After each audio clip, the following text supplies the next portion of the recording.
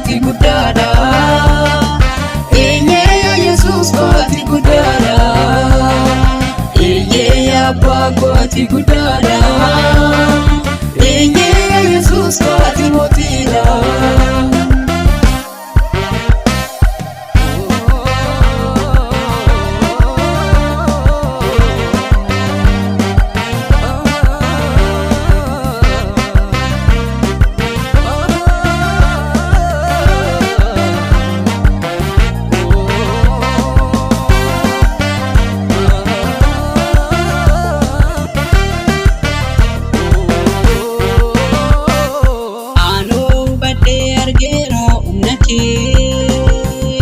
Duumessa samiitti akkuma argitee aanoo baddee argeera dubbii kee awwaala qullaatti hambisee argitee galaanni diimaan diriiree guddichaa ce'umsis baay'ee sodaatanii guyyichaa Museen needhaan rukutee galaana.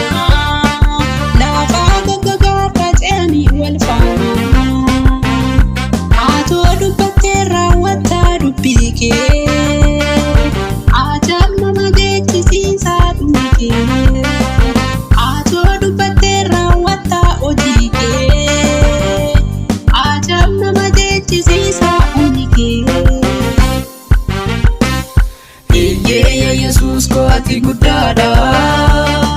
Eenyee Yesuus ko ati guddaadha. Eenyee abbaa ko ati guddaadha.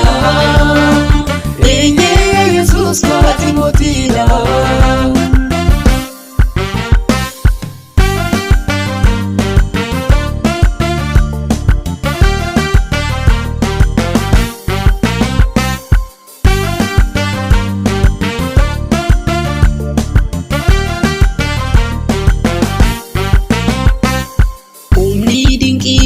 Si harkaa gaarota rukuttee goota dachaa samii irratti biiftuu fi faraabdee dachee irratti qilleensa abboomtee uumamaaf dinqiidhaa gochi keetii duumessa abboomaa harki keetii beektootaaf dinqiidhaa gochi keetii qilleensa abboomaa. Eenyee Yesuus ko ati guddaadha. Eenyee Yesuus ko ati guddaadha. Eenyee abbaa ko ati guddaadha. Eenyee Yesuus ko ati mootiidha.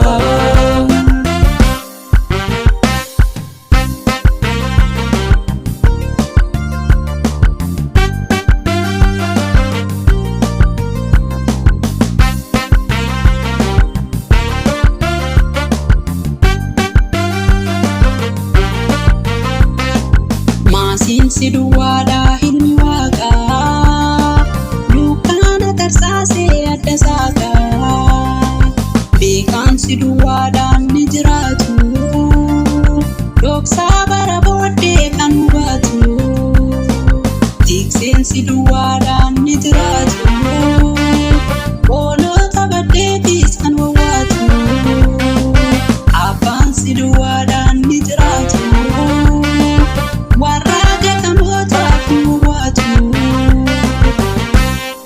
Eenyee Yesuus ko ati guddaadha. Eenyee Yesuus ko ati guddaadha. Eenyee abbaa ko ati guddaadha. Eenyee Yesuus ko ati mootiidha.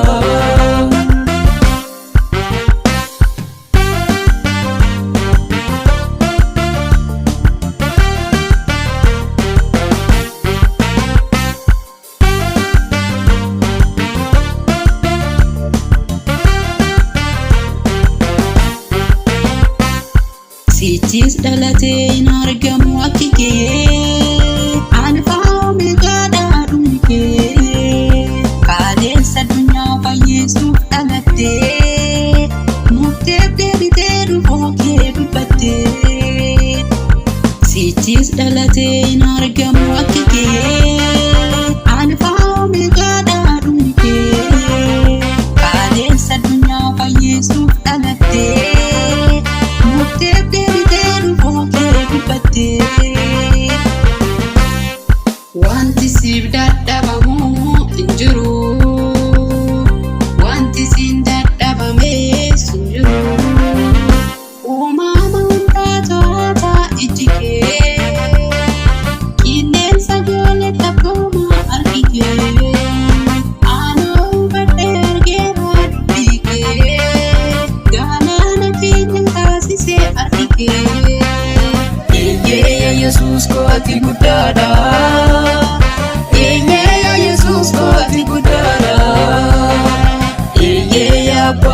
ati guddaadha. Yesus ko ati mootiidha. Yesus ko ati guddaadha.